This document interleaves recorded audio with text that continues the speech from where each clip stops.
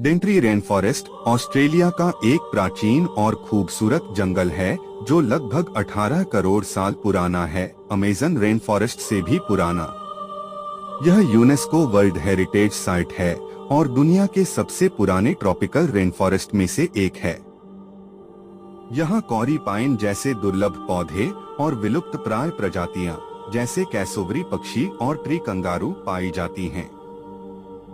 यह जंगल great barrier reef के साथ जुड़ा हुआ है, जो भूमि और समुद्री पारिस्थितिकी तंत्र के बीच एक अनोखा संबंध बनाता है। डेंट्री के कुछ पौधे और जीव डायनासोर के युग के समय के हैं, जो इसे और भी रोचक बनाते हैं।